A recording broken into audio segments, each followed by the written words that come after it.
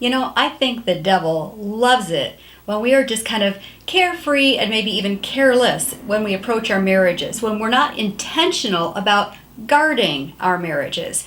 And here's the point I want to make today. And some of you are going to think I'm hopelessly old-fashioned, that I may be just a little bit crazy when I make this suggestion, but please hear me out. Your girlfriends should not be friends with your husband. Yeah, I know, it might sound a little old-fashioned, but here's the deal.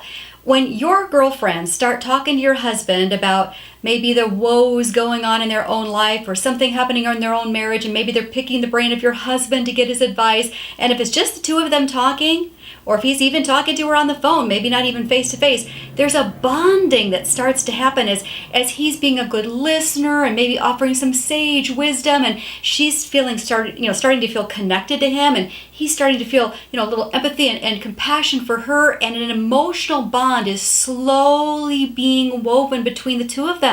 It might take years for that emotional bond to cause problems, but let's be proactive and not let that bond happen at all.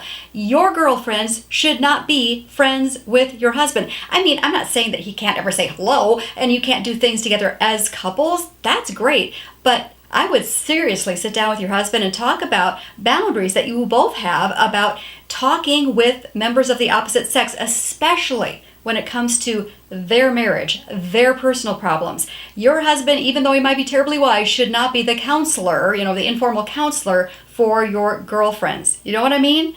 It reminds me of 1 Peter 5:8 that says, "Be alert and sober-minded.